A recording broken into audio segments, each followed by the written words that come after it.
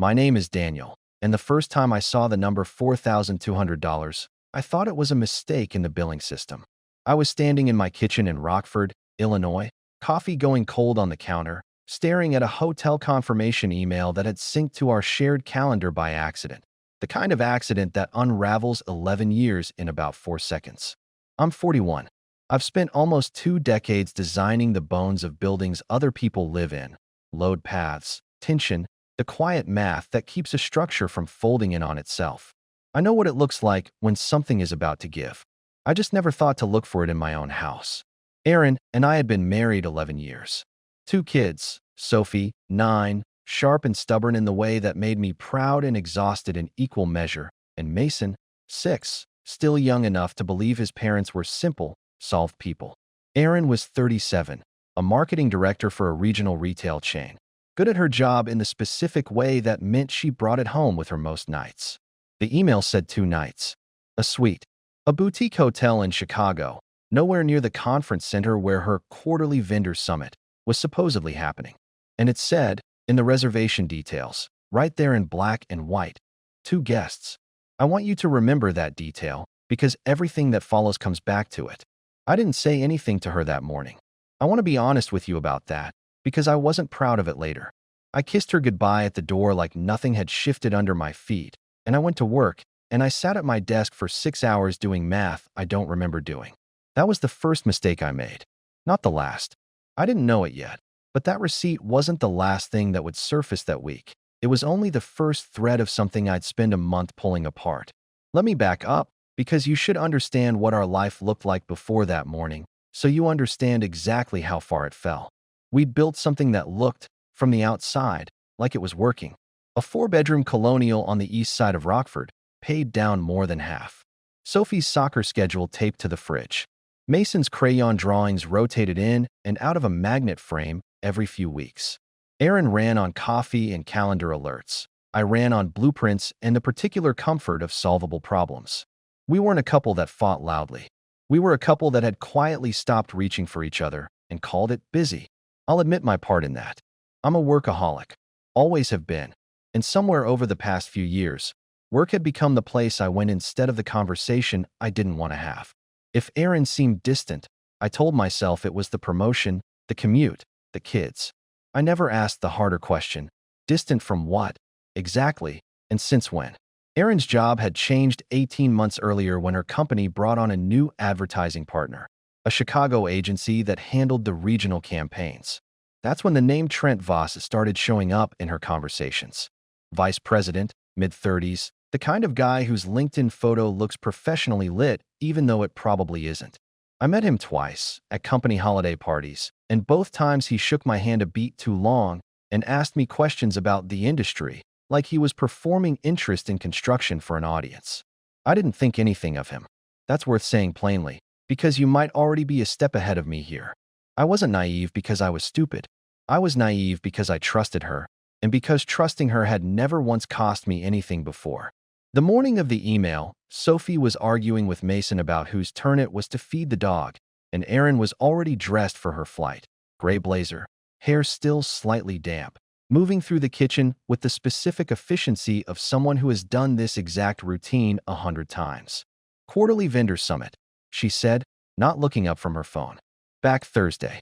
She'd said some version of that sentence a dozen times over the past year. I had never once questioned it. The calendar sync happened while she was in the shower. I wasn't looking for anything. I want to be clear about that, because it matters. I was checking our shared family calendar to see if Mason's dentist appointment had actually gone through. And there it was, wedged between pickup, Sophie 4 p.m., and dinner, Priya plus Mark. A notification from a hotel booking app neither of us used for anything but family trips. Reservation confirmed, the Aldergate, Chicago. Check-in, Tuesday. Check-out, Thursday. Guests, 2. Total, for $1,200. The conference hotel, the one Erin had mentioned by name more than once, was a Marriott 3 blocks from the convention center.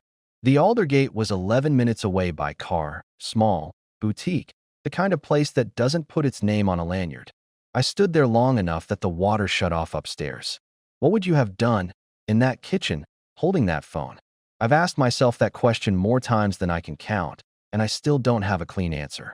What I did was close the app, put the phone back exactly where it had been, and go to work like a man who hadn't seen anything at all. If I had asked her that morning instead of waiting 3 weeks to say a word about it, I think everything that follows would have happened differently. Faster, maybe kinder, maybe not. But I didn't ask. Not because I didn't want to know. Because some part of me had already done the math, and I wasn't ready to live inside the answer yet. I didn't know it then, but the receipt on that phone wasn't the only thing waiting for me in that hotel's direction.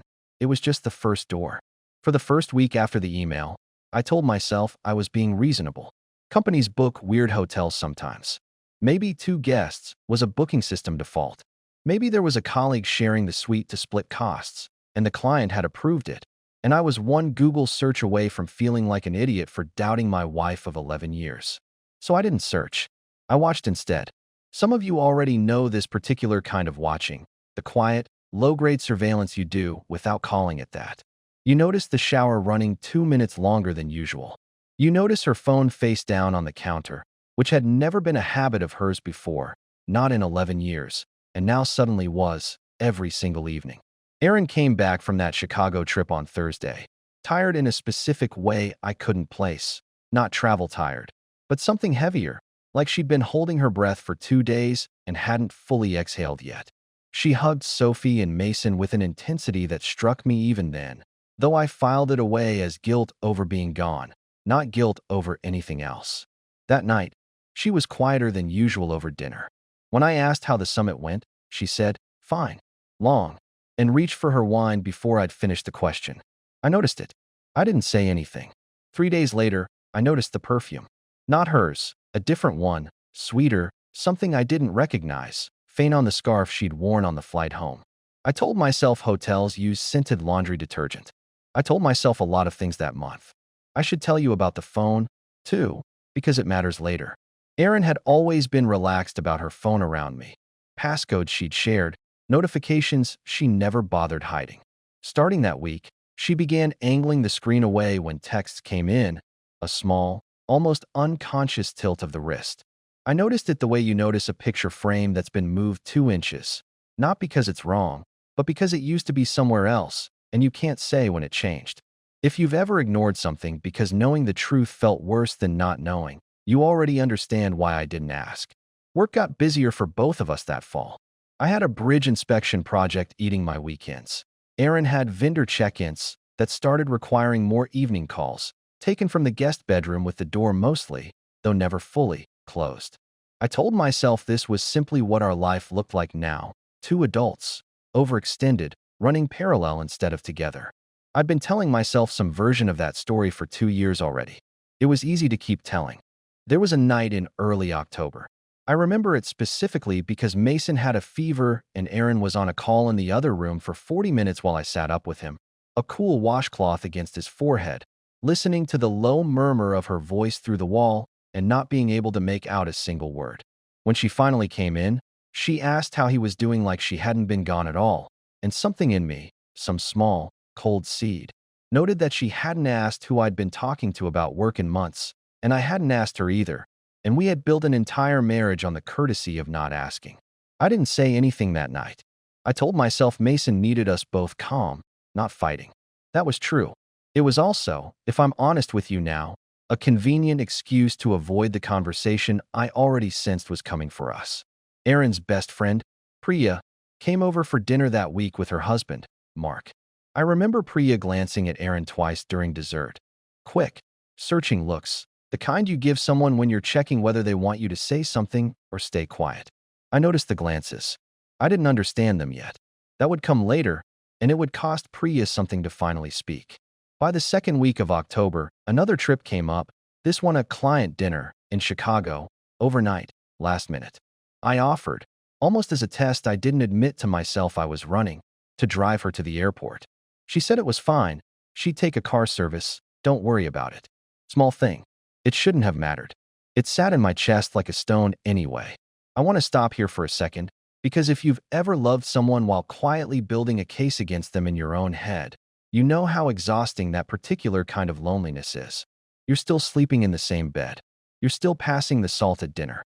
And you are entirely, completely alone. That night, after Erin fell asleep, I looked her name and Trent Voss's up together. Nothing dramatic, just a search, the kind anyone might run at midnight with a bad feeling and a laptop glow lighting up the ceiling. What came up was almost nothing. A LinkedIn post about a joint campaign launch, a photo from an industry mixer with maybe a dozen people in it, Erin and Trent standing 3 feet apart, both smiling at the camera like professionals. Nothing incriminating. Nothing that would hold up as evidence to anyone but a husband already looking for reasons to doubt. I closed the laptop and told myself I was losing my mind a little. I was almost right. I just had the reason wrong. I didn't know it yet, but the next time Erin packed a bag for Chicago, I wouldn't be the only one in this house keeping a secret about that trip. She told me, much later, what was happening on her end during those weeks. This is what she was living through while I was still telling myself I was imagining things. I knew what I was doing was wrong before I ever touched his hand. That's the part nobody wants to hear, that the guilt comes first, before the thing itself, and you carry it anyway because some other feeling is louder. With Trent, in those early weeks, it wasn't about him specifically. It was about the way he looked at a slide deck I'd built and said, out loud, in front of 6 people, "This is the best campaign strategy I've seen from any client team this year." Daniel hadn't said something like that to me in longer than I wanted to admit. Not because he didn't think it, because he'd stopped saying things like that at all, and I'd stopped noticing I needed to hear them, until someone else said one out loud. I told myself it was harmless. A work friendship, a little charge to the day, nothing that would ever leave the building. I believed that for exactly as long as it was convenient to believe it. That's what she told me. I knew none of it yet. By the 3rd week of October, I had started keeping a private log, dates, small details, the kind of thing I'd never imagined myself doing. October 3rd, perfume on the scarf. October 9th, 40-minute call behind a closed door. October 14th, declined the ride to the airport. I hated myself a little for the list. I kept adding to it anyway. Erin's behavior had a rhythm to it now that I could see once I was looking for it, though I misread most of it in the moment. She'd become unusually generous, coming home with small gifts for the kids more often, over-explaining her schedule in a way she never used to, volunteering information before I'd asked for it. At the time, I told myself this was Erin trying harder, reconnecting with the kids, maybe even reconnecting with me. Looking back now, I understand it was something closer to a woman managing her own guilt the only way she knew how, by being generous everywhere except the one place the debt was actually owed. I remember how something tightened in my chest every time she over-explained something I hadn't asked about. I didn't have a name for it yet. I just knew the shape of it. Mid-October, Sophie asked me at dinner, completely without weight, the way kids ask questions that land like grenades. Is Mom's work friend Trent coming to my birthday party? She said he sent a really good present idea. I remember setting my fork down very carefully. I asked, casual as I could manage, when Mom had talked to Trent about birthday presents. Sophie shrugged. I don't know. She was on the phone with him last week, I think, in the car. Erin, across the table, didn't flinch outwardly, but her hand, resting near her water glass, went very still for exactly 2 seconds too long before she picked it back up and took a sip like nothing had happened. I noticed. I didn't say anything at the table. I want you to notice, too, because it comes back later. I want to stop here for a second, because this is the moment I think about most, looking back. Some of you already know this feeling. The one where a 9-year-old hands you the exact piece of information you'd been too afraid to go looking for yourself. And you have to sit there and smile and pass the potatoes like your whole world hasn't just tilted 6 degrees off its foundation. If you've ever had a child say something innocent that cracked something open in you, you know exactly the kind of quiet I mean. I sat with Mason and Sophie that night for their bedtime stories, and my voice did the reading, and none of the rest of me was in the room. That was the first time I truly started to doubt. Not suspect, doubt. There's a difference. Suspicion is a question you can still talk yourself out of. Doubt is a question that starts asking you things back. The following weekend, I did something I'm not proud of. Erin had left her laptop open on the kitchen counter, logged into her work email, while she ran out to get Mason from a friend's house. I stood there for almost a full minute before I touched the trackpad. I searched Trent in her inbox. 90% of it was exactly what it should have been: campaign timelines, budget approvals, calendar invites with 6 other names copied. But there was a thread from 3 weeks earlier, subject line blank. that had been moved to a folder labeled simply Q4, a folder that otherwise contained nothing else. I opened it. For messages. Nothing explicit. But the tone was wrong. Too warm for a vendor relationship, closing with a line that read, "Counting down to Chicago. Don't let anyone talk you out of the suite this time. You deserve it." Sent from Trent's account. No reply visible in the thread, which told me either she deleted her response or answered him somewhere I couldn't see.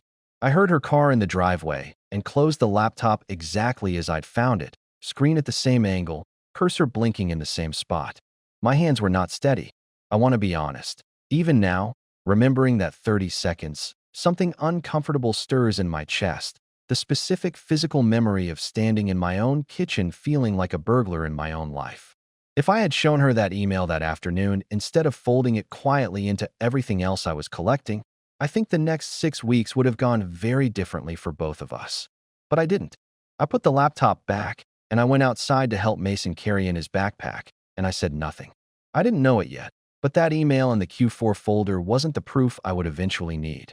The real proof was still 3 weeks away, and it would come from somewhere I never expected to look. I want to be honest with you about something before I go further.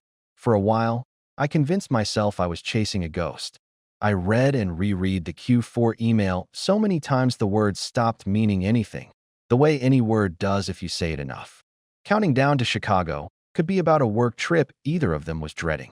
The suite could be a joke about hotel upgrades. I am an engineer. I like proof I can put my hands on, not inference. So I went looking for something solid.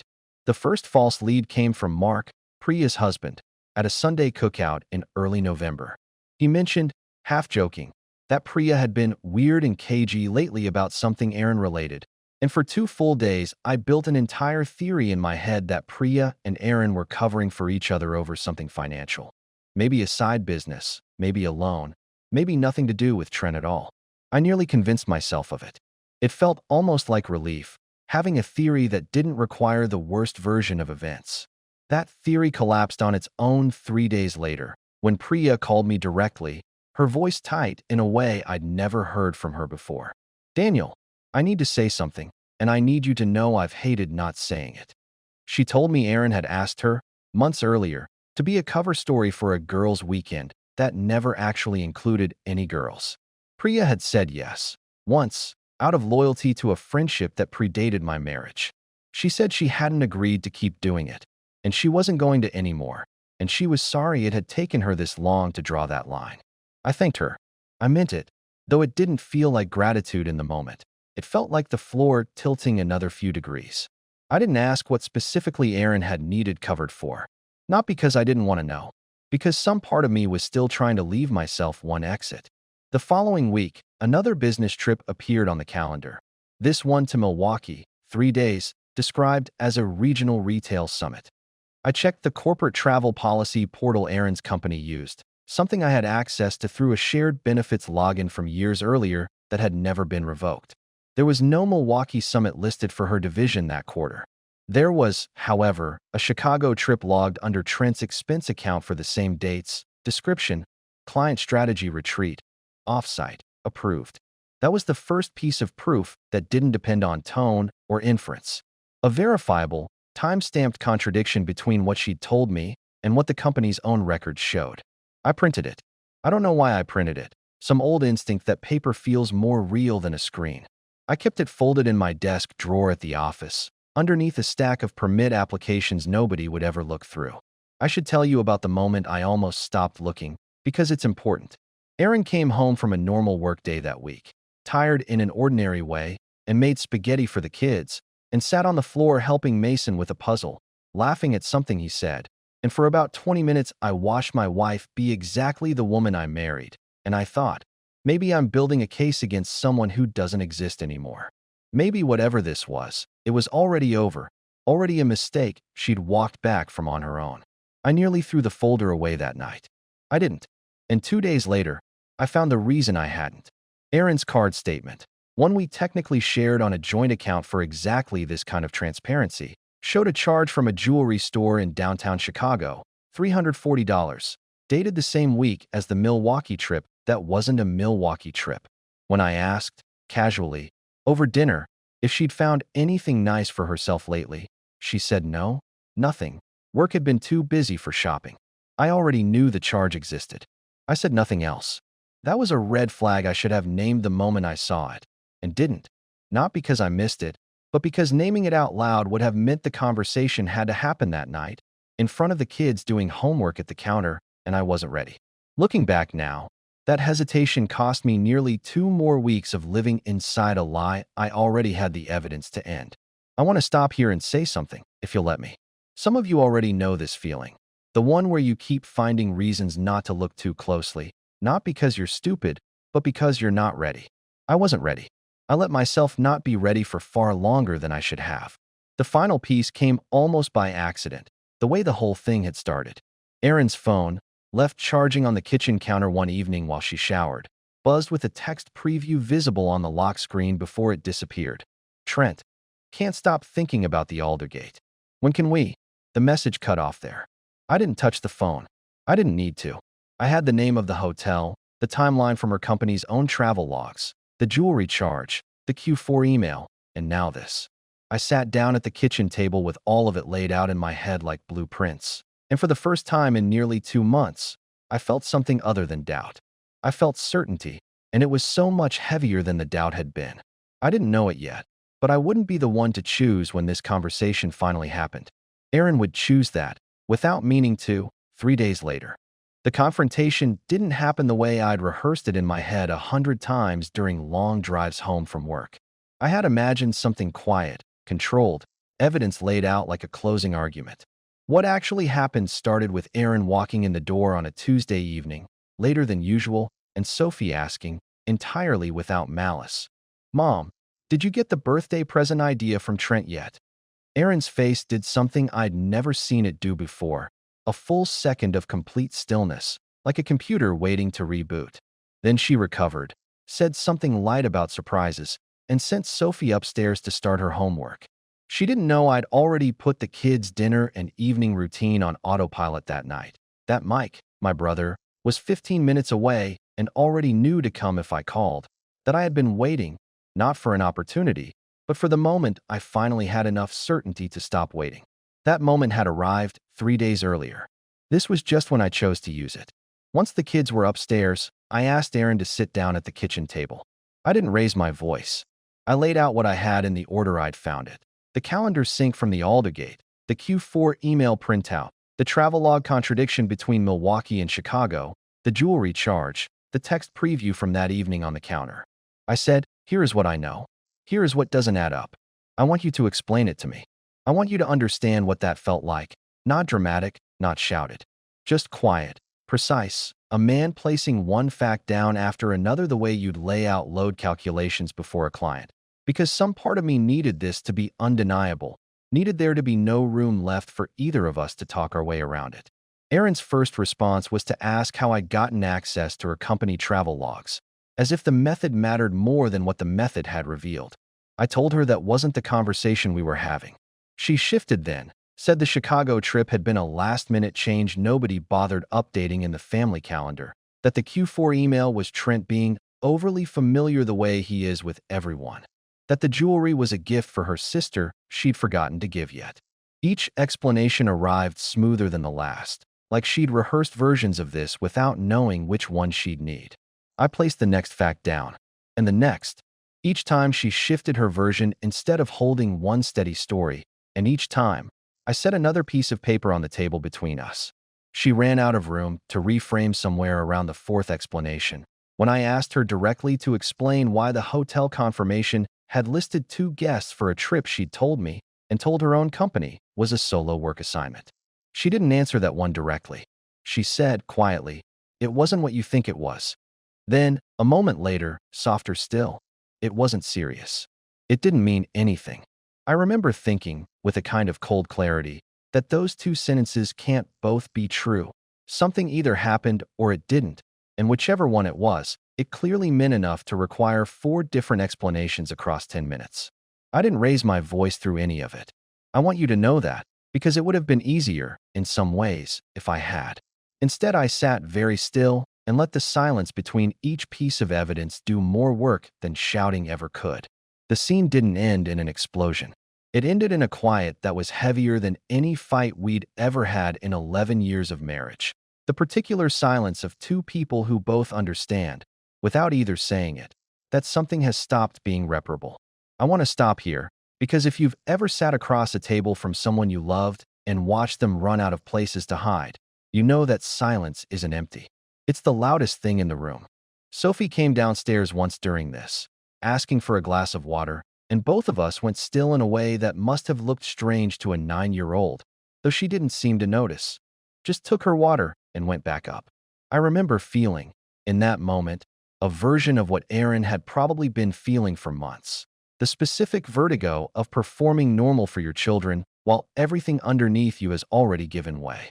Priya called Erin's phone twice during the conversation. Erin didn't answer either time, and I understood, without being told, that Priya had likely warned her something was coming.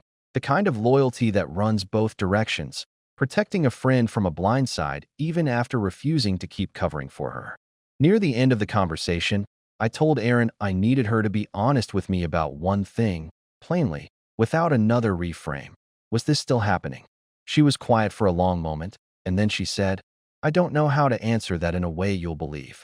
That was, in its own way, more honest than anything else she'd said that night. I didn't resolve everything in that conversation. I want to be clear about that. What I resolved was simpler and colder. I now knew, beyond any reasonable doubt, that the last 2 months of my private log, every perfume note, every closed door, every declined ride to the airport, had been accurate. The suspicion had been correct. That is its own kind of grief, being right about the worst thing. I told her I needed space to think, and I called Mike, and I told him I needed him to come get me for the night. Erin didn't argue. She sat at the table, the papers still spread out in front of her, and didn't move as I got my coat. I didn't know it yet, but the hardest conversation of this entire ordeal wasn't the one we'd just had. It was still coming, and it wouldn't happen at that table. I stayed at Mike's for 4 nights. I want to tell you honestly that they were some of the loneliest nights of my life, and also some of the clearest. The specific, strange relief of no longer managing a version of reality that didn't match what I already knew to be true. On the 5th day, Erin asked to talk again, this time without an audience of evidence between us. And this time, something in her had changed. She didn't reframe. She didn't ask how I knew things. She simply said, "I want to tell you everything, if you'll let me finish before you say anything." I let her. She told me it had started small, at an industry mixer 8 months earlier. On a night, she'd felt invisible in a room full of people who all knew her by her job title and nothing else. Trent had said something about her work that made her feel, for the first time and longer than she could admit, like a whole person instead of somebody's wife and somebody's mother running on fumes. She told herself, that first night, that noticing a compliment wasn't a betrayal. That was the lie she started with, the one everyone starts with, probably, the lie so small it doesn't feel like a door opening at all. She said the first time anything crossed a line was a hand on her arm outside a hotel bar in Chicago, and she told herself it was nothing, that she'd simply let it happen once, and it would end there. It didn't end there. She said every time after that, she told herself the same sentence. This is the last time. And every time, she believed it a little less, until she stopped believing it and started simply not thinking about the sentence at all. She told me about the fear, constant, low-grade, always underneath everything else. Fear of being caught, yes, but underneath that, a deeper fear of losing the only part of her life that still made her feel like Erin instead of a role she was performing. And she told me about the shame, specific and physical in a way that startled me. She said she couldn't look at the kids' drawings on the refrigerator some mornings, couldn't meet her own eyes in the bathroom mirror after certain calls, had started leaving the bedroom light off at night so she wouldn't have to see my face while she lay there. She said there had been one moment, weeks earlier, where she almost told me everything unprompted. The night Mason had the fever, when she came in from her call and I asked how he was doing. She said she'd almost said, right then, "I need to tell you something," and stopped herself because the words felt too big for that particular ordinary evening. She let the moment pass. She said she regretted that more than almost anything else in the whole thing. Not the affair itself, but the specific night she'd had a door open and closed it herself. I sat and listened to all of it, and I want to tell you that hearing it didn't feel like closure. It felt like watching, in slow motion, the exact architecture of how something quietly collapses from the inside, one small permitted thing at a time, until the whole structure is different and nobody agreed to that on purpose. Looking back now, I understand something I didn't understand in the moment. I hadn't been maintaining a marriage those last 2 years. I'd been maintaining the appearance of one, going to work, coming home, calling that love, and telling myself it was the same thing. It wasn't a discovery about Erin only. It was a discovery about me. There were consequences beyond our kitchen table, and I think it's important to tell you about them plainly, without pride in it. Trent's own marriage did not survive what came out. His wife found out within the month, not from me, but from Priya, who by then had decided her loyalty to the truth outweighed her loyalty to staying quiet. He was quietly moved off Erin's account by his agency once it became clear the relationship had compromised a client partnership. Within the industry, in a town the size of Rockford, that kind of thing travels. He lost the version of himself that walked into rooms as someone impressive. Erin lost something too, not just the marriage, but the trust of her own daughter, months later, in a small, devastating way I won't describe in detail here, and something in how she saw herself that she told me, quietly, she wasn't sure she'd ever fully get back. I moved out permanently 2 weeks after that conversation. I took an apartment 15 minutes from the house so the kids' routine could stay as steady as I could make it. Erin and I share custody now, evenly, carefully, the way two people manage something precious they broke together. I did not go back. There wasn't a door left standing to walk back through, and by the time she might have wanted me to, I had already stopped waiting by it. Some of you will want to know if I hate her. I don't. Not anymore, though I did for a while, and that anger had its place and did its work and mostly moved on. What I feel now is something quieter, a kind of clear-eyed respect for what actually happened, without the fog of pretending either of us was blameless. I wasn't. I disappeared into work instead of into my own marriage for years before any hotel suite existed. That doesn't excuse what she did. It explains the empty space she walked into. The hardest thing to sit with, looking back on all of it, is how ordinary the whole collapse actually was. There was no single dramatic betrayal. There was a slow accumulation of small permissions, on both our parts, each one small enough to forgive in the moment and large enough, together, to end a marriage. Erin didn't wake up one day and decide to destroy something. I didn't wake up one day and decide to become unreachable. We arrived at the same wreckage by two entirely different roads, and neither of us noticed we were driving toward each other until it was too late to turn. What strikes me most, now, is how much of it was visible the whole time, if either of us had been willing to look. The declined ride to the airport, the Q4 folder with nothing else in it, the perfume that wasn't hers, worn on a scarf. None of these were subtle in hindsight. They only felt subtle because naming them would have required a conversation neither of us was ready to survive. If there's a question worth sitting with, for me, and maybe for you, if any of this found something familiar in your own life, it's this. What are you choosing not to look at right now? Because looking would cost you something you're not ready to pay? I don't ask that to be dramatic. I ask it because I lived 2 months inside that exact question, and the answer, once I finally let myself see it, was both the worst thing and the most honest thing that ever happened to me. I want to say one more thing before I let you go. If you've ever ignored a small, wrong detail because some part of you already knew what it meant, you're not weak for that. You're human. I was too, for longer than I'm proud of. The difference, in the end, wasn't that I stopped being afraid. It's that I finally decided the truth, however much it cost, was cheaper than the years I'd have spent not knowing it. If you've got a minute before you go, tell me one word in the comments. Someone who let you down, or a moment you saw a red flag and looked away anyway. I read these. And to whoever's still here at the end of this one, thank you for sitting with me through it. This was a hard chapter to say out loud, and it mattered that someone was listening.